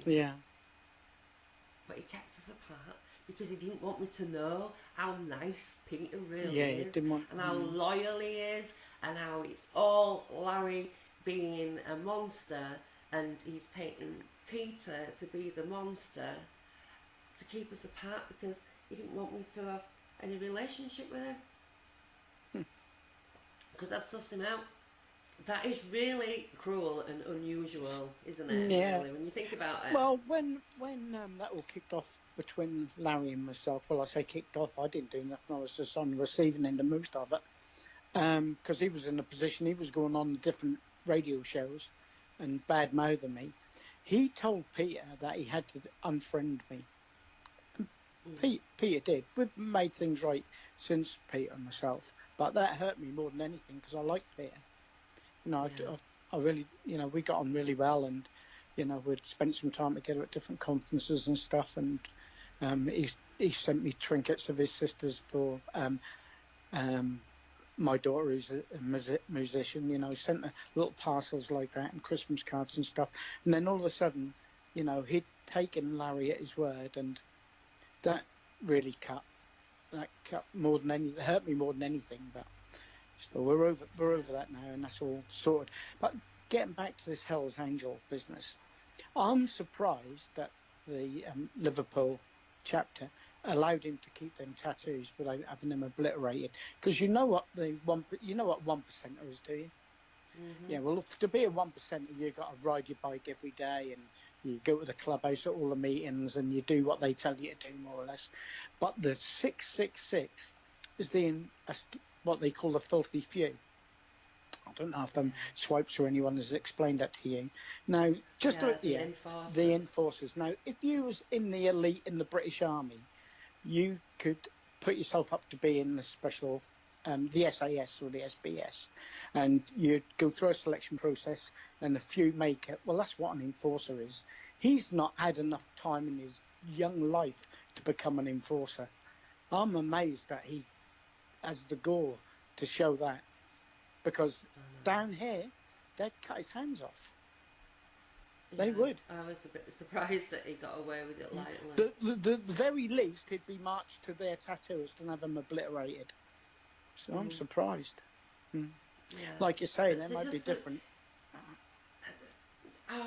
but there he is. He's like putting himself as the elite. He's always saying that I was the first one to do this, and my mum was the first for this, and I was the last one to be able to do this, and it's like every single detail is a big deal. Yeah, last person first, to get the base of assignment in the UK. Well, that's a load of rubbish, because I know people after him who after Larry, who got the base that they wanted. God. Well, that's something that I haven't even checked out or whatever. And the other thing is about being the first person. His mother was the first person to learn. She weren't, Sacha.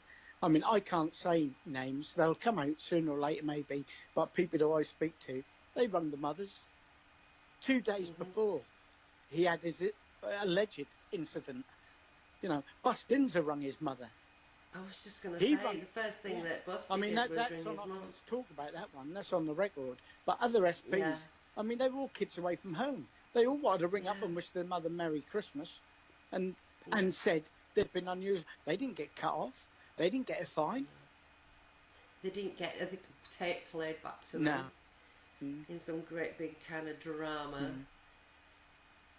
Yeah.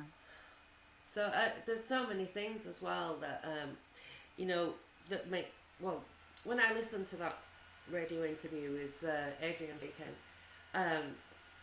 and he said to me, "What about the bit of the camera, the memory of the camera?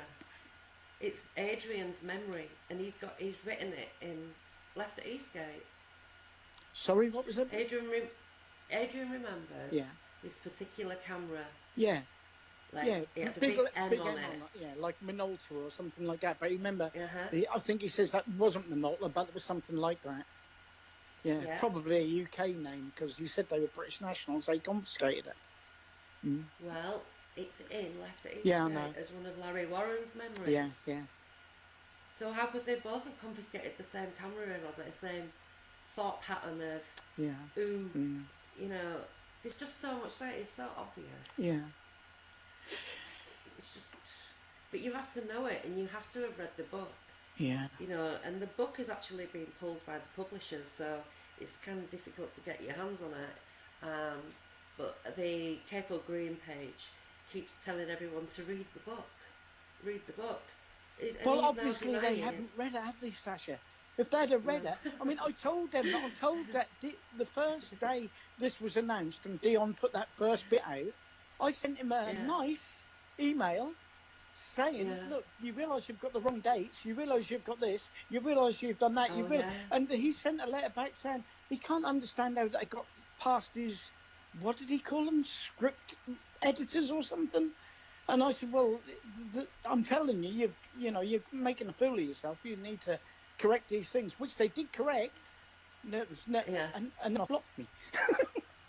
There's so much wrong with it. I mean, now he normally says there's 3 non-human entities, or 3 what looks like children, or all those life forms. Yeah. Then I read recently, I can't remember, maybe it was maybe something to do with Linda or James Easton. Yeah, where he says 4. He says there's 7 altogether. There's 3, and then there's another 4. So one there's in black. He says there's one in black. One in silver. They've got long sticks that are attached to the leg. Yeah, well, that's the same as the drawing that he done for Barry Greenwood. Yeah, that's right. You've seen them. The greys. Yeah. They are greys. Obviously. Typical, Whitley Strieber, standard narrative. Yeah, but back in them days, all aliens were portrayed like that, weren't they? Yeah, but he's says, and I never said I saw aliens, and I've never written it down. I've never said this underground base. I've never blah blah blah.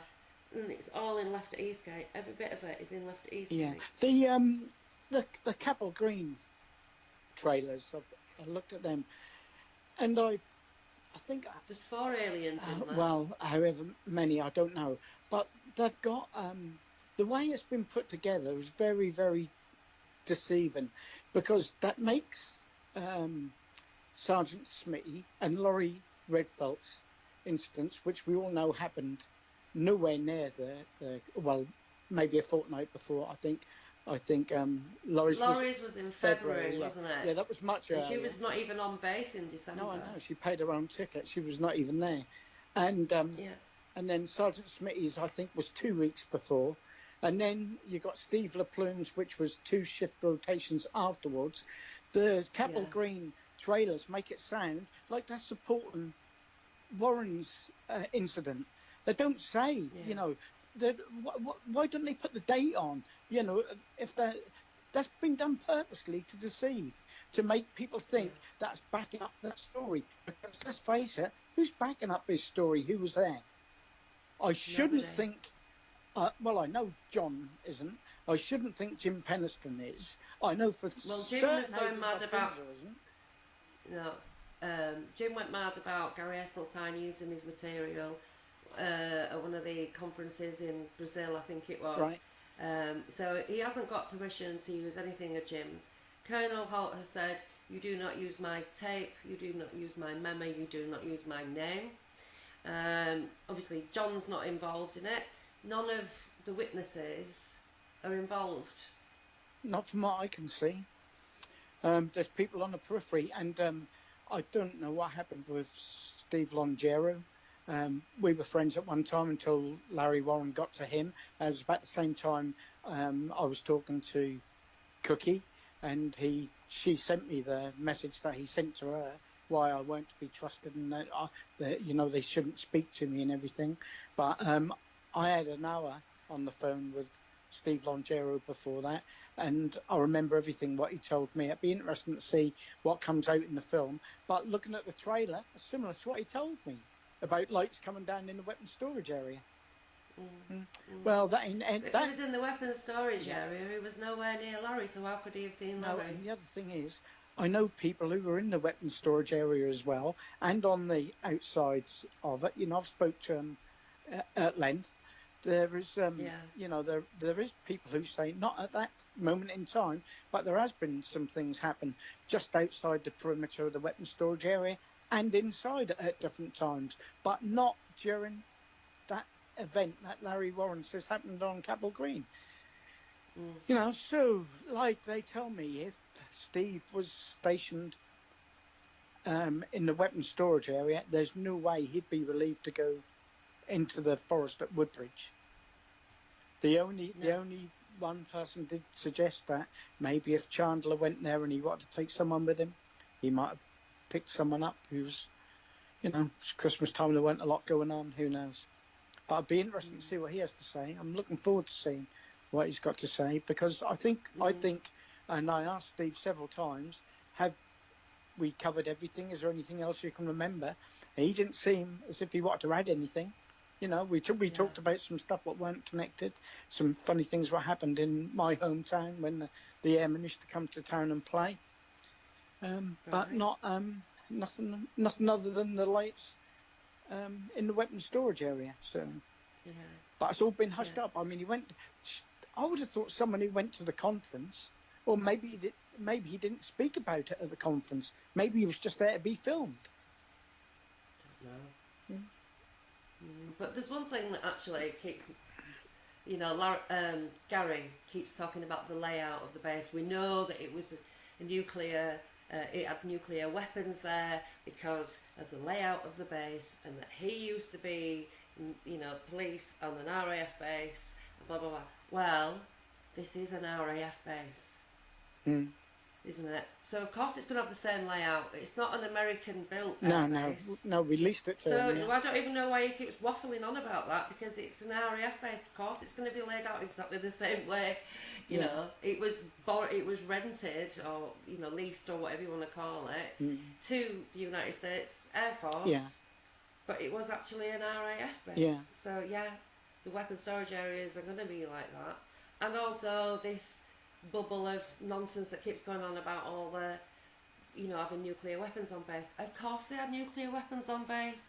They had A-10 Warthogs ready to go at any Pretty second, obvious. tooled up to the max.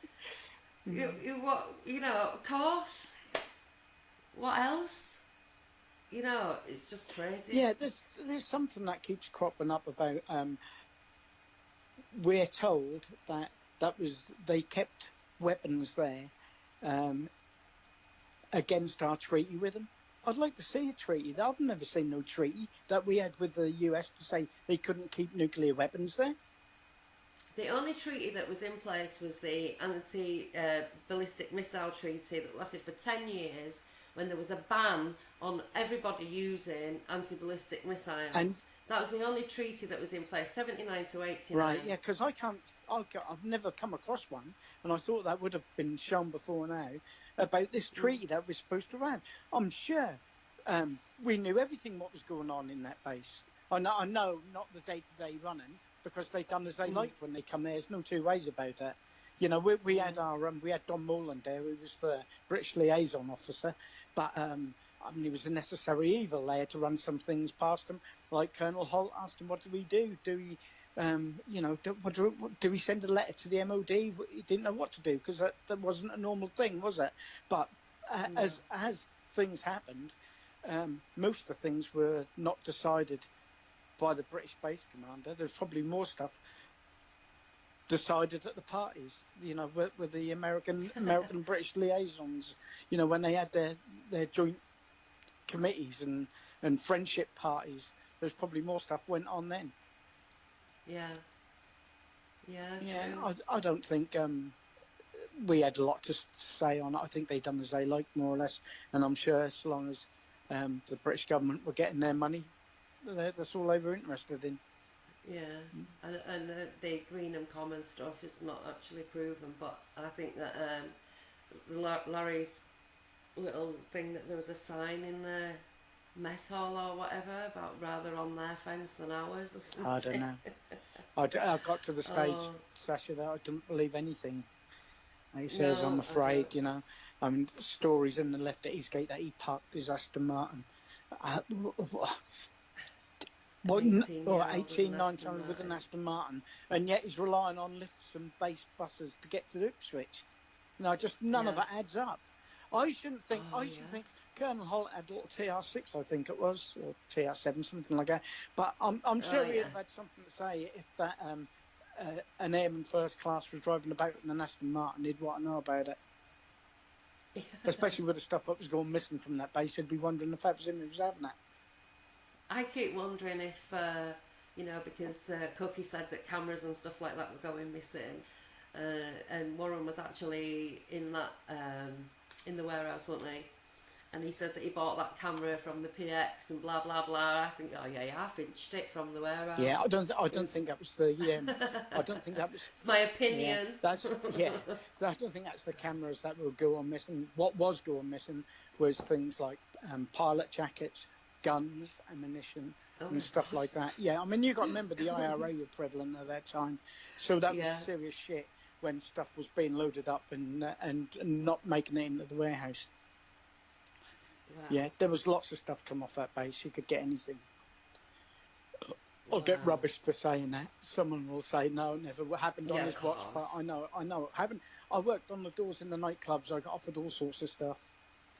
Not that I'd ever buy a gun. I had no use for it, but, other stuff. Yeah. That was, there was a problem on that base. It weren't just for that sort of thing either. There was a big problem. There was a drugs problem. There was a drugs problem. Yeah, the first night when John Burroughs, the story goes that John Burroughs was there. He was he'd been there 17 months, and Bud Steffens hadn't been there long, but he was his supervisor, and he contacted John Burroughs to say, come for a ride round with me. We'll get to know each other a bit better. That actually wasn't the reason why he picked John up. They needed John out of the way because something was already going off there. The OSI were there on another investigation, and they saw the lights and what went down, and that was why the investigation started soon, because they wanted to know, did other people see what they saw? Yeah, they were staked out. So is that the stuff that Richard Doty was talking Yeah, about? yeah, Right, because I still haven't caught up with all yeah. that That didn't actually. come from Richard Doty, by the way. But that Right. was one of the things, because people have said, "Oh, Richard Doty is disinformation." Well, his proper term is a counterintelligence officer. So yeah, part of his job was disinformation, but he's Right. not. He's not a disinformation officer now. He don't need to say anything if he don't want to. But he said 3 or 4 things during that interview on Phenomenon Radio that I knew and I can't speak about because they were told in confidence. That was one of them. That they were Right. already there on a drug stakeout. Yeah, because Brian Curry, he was the base commander, wasn't Who he? was? Was it Brian Curry? Somebody who got booted off base for drugs, and Ted Conrad took over. I think that's the right name. Yeah, yeah. Yeah. So it went right to the top, all this That did. nonsense, Yeah, didn't that it? was But the it thing. It did. did go right to the top. They couldn't have worked any other way. But that was. I know people will say there was not a problem with drugs on that base. Listen, I'm telling you, Sacha, the airmen that came down to Great Yarmouth, they were all not all. That's not fair. There's a lot of incidences of them being in court for drugs. Right. And I've got some Yarmouth Mercury cuttings with the names in them. I'm never going to release them because it ain't fair on their families. But on the main, the magistrates were briefed to hand them back over to the US to do what they want to do with them and not to put them in our prisons, more or less. And that was what happened. And then they would come and collect them and take them back. And as far as I know, they were never seen again. So I should imagine they were booted out and sent straight home. Yeah. Yeah, yeah. But there's several. I So was going through some old Great Yarmouth Mercuries from not just 1980, before 1978, and even after. yeah. And the names, RAF Bentwaters, RAF Woodbridge comes up quite a lot. But bearing in mind how many people were there, Sacha, Yeah, there's there was, thousands, wasn't I, there? I don't know the exact amount. I think I've got the figure 4,000. It might have been more than that. 4,000 personnel is a lot. Yeah. And a lot of them young and away from home for the first time, you know. So I kind of want, because I know that obviously Larry didn't secure himself a fine for calling his mum on the baseball and getting, taped, all the rest of it. What kind of behaviour secures you a fine, Or what kind of activity was he really up to that gave him that fine? I don't know. I don't know. I don't think it was for ringing his mum because, like I say, there was plenty of people who rung their mums. Yeah. Yeah, yeah. But he said over and over again in the file he taught that he was a problem from the get go, you know. He was a problem from the get-go. Yeah, yeah, yeah. Because he kept running his mouth, doing this, or whatever. He got pulled in an interview for drugs, didn't they? Yeah.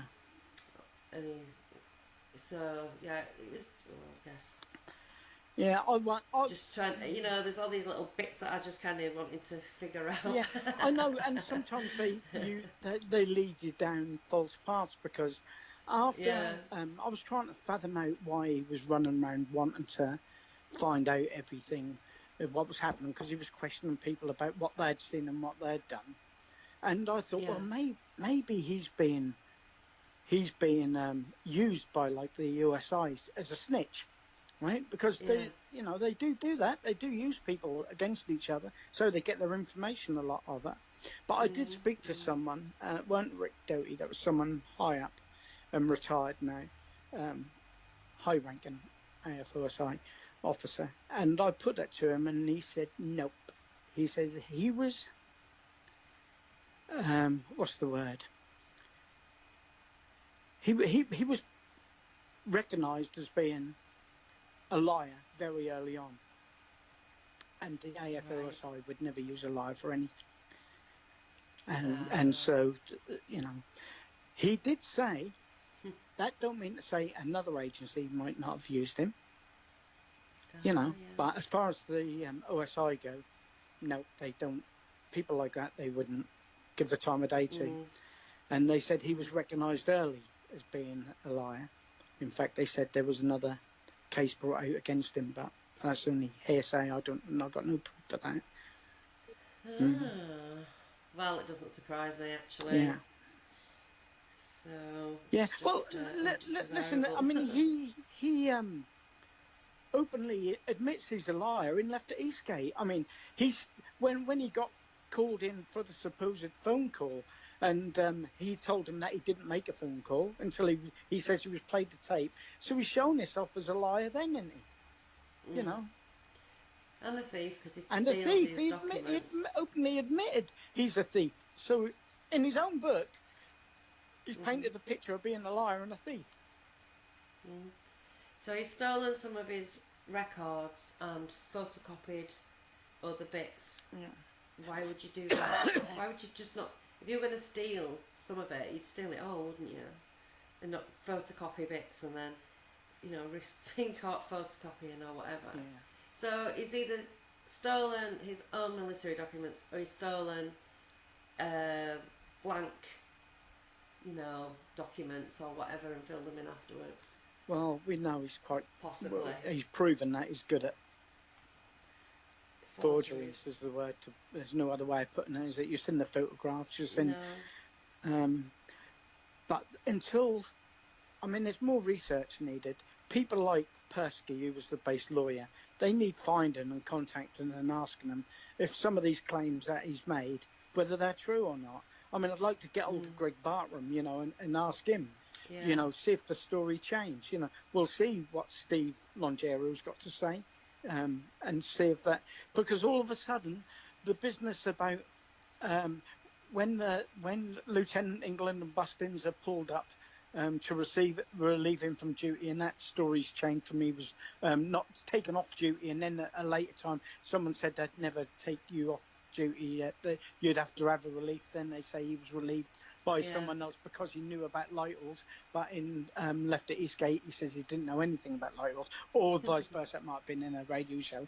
He said he didn't know anything about Lighthorse, but now all of a sudden, Steve Longero's in the back of the Jeep. Or not Jeep vehicle. But originally it was Swift, Ball, and some black officer that he didn't know the name of. Yeah. Then it's been him, and every single element has several different versions. And I've tried to present enough for people to get the picture, but I just have to do a little bit more on that, I think. And then also, for definite, next week is the big reveal of the evidence that has been discovered. It's irrefutable. It was going to be this week, but there was a little, with it being Christmas, New Year, it was a bit kind of didn't sync with it quite. So we're definitely moving from this, which has underlined a lot more about Rendlesham, and not just his rock star lies. They're as important, but people say, what's that got to do with Rendlesham? So we've done quite a bit now on the problems with his Rendlesham narrative. And tonight has, underlined so much for me, as well as for other people that have been following this. And though some people might actually not quite know what's going on, but I don't think there'll be many.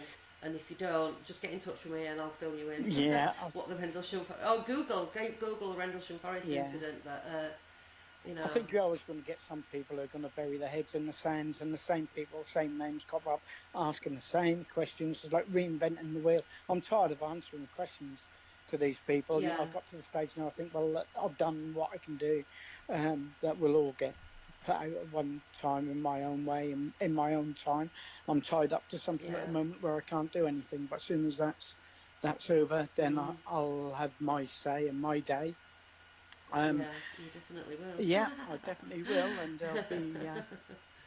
there'll be a few eyebrows raised then. A few eyebrows and a few glasses, because there'll be a big cheers. Yeah, there'll be a few. As well. Yeah. Well, we're at the end of it now, actually, Yeah, which that's gone is quick. unbelievable. It always goes so quickly. Yeah. It's like, Well, there's know, so much to cover. You'll never cover it all. All I'll say to the listeners is read Left at Eastgate. You've got to read it. Read Georgina Bruni's You Can't Tell the People. definitely read Definitely that. read Sky Crash. The authors of Sky Crash will tell you there's errors in there. Yeah. You got to remember they got that book out in a real hurry. That was you know, And right at the and right beginning at the as very well, and beginning. And yeah, remember there was no Google or anything then, and that was boots on the ground no, investigations. Look at all the early articles that were written from 1980 onwards, and just do your own digging and look at what people have said and how their stories have changed, and yeah, and definitely, then make your own yeah, mind up. And I'm sure the witnesses will be the first to say they still don't know what happened to him. All we know is something remarkable did happen over them few days, and whether that was yeah. something otherworldly or was us experimenting with different things that opened up something that allowed something from somewhere else to come out through a different dimension or a portal. I always remember in the early days, Sasha, Colonel Holt always said he would never discount that wasn't something from another dimension, and I think he knows a little bit more than what he's letting on. Well, he told me when we were talking one day, he told me to read The Skinwalker Ranch, which I've read, Yeah, I know the story well. And so he actually thinks that that area is pretty much the same kind of phenomena going on as the I'd Skinwalker, agree with that. which, Mm. I would agree with it as well because, some of the phenomena seen in the Skinwalker Ranch has been experienced by Yeah, myself and by my friend Paula and other people that have had experiences. So it's not unique to no, Skinwalker, and so yeah, I could actually believe that something like that would be going on. yeah, People see all sorts down they there. do. Personally, I never have. I did have an experience at Brenda's, but in the forest, no. You know, Yeah, hold on to your hat if you stay at Brenda's house, yeah, everybody. that's true. That's very true. But I feel very, very at ease at Brenda's because I like her a lot anyway. But before Yeah, I we've love her gone to into the bits. forest, we always do a bit of meditation in our house as well. And I feel that's got a Yeah. very warm feeling about it. But yes, I can quite understand. I've seen lights in there and not even mentioned it. Uh, At the corner of my eye, thinking that's not normal. But I've had my own. I had a tug of war with my I can remember you clothes, my bed saying, yeah, covers. and Oh my and it, god, I've never been so scared in my life. Well, I have once. and It's scary. even Dot reckons that she saw an alien grey in her kitchen. She swears by it, and I think Yeah. it was before the wild turkey, not after. Oh well, you know what? I do not doubt Yeah, that. That house is. and It's I got wondered, something going I on. wondered because Mm. I'd heard this a few times from Dot, and I said, "Where was Brenda?" She said, "Well, I think Brenda was upstairs, but who knows? The little alien grey Yeah. could have been Brenda. Ah, You never know." won't surprise me. She's full of And surprises, that woman. I've been in the forest on my own with Brenda, and I should be going with her again soon. But yeah, I've Yeah. had remarkable things happen in her presence down there, and I don't Yeah. doubt anything that she says. No, And me either. and I I think don't know. Some of it's out some there. people are more open to it than others, and I think you have to be Yeah. in the right zone to take it all in. You can Mm. walk around there for days and days, but if you're not in the right zone, and I don't think anything will happen. But No. I'm not alone in thinking that there's more investigation need to be doing in that area, and who knows? That could be because of them tracks that was all taken off Barrow Hill. Absolutely. That would. It's that. That's actually. Pretty standard for causing paranormal Yeah, they activity. say that in buildings when there's building work going on, that's when like things start happening.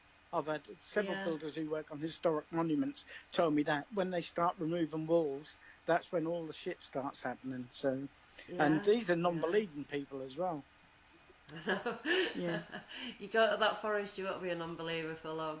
Right, well, I'm going to have to sign off It's there. been lovely So speaking we'll to you, see you. Sasha. Oh, yeah, absolutely. Love talking to you, Yeah. Ronnie. And looking forward to coming down in September, actually, because I'll be speaking at John and David's Yeah, well, I'll conference. be sure to meet up So, with you at some stage anyway, definitely. yeah. Yeah. Yeah, brilliant. Well, thanks for coming on, and I'll see everyone next week with some big I'm looking news. forward So, to see you then. it. Bye then, Sasha. Bye bye Bye. now.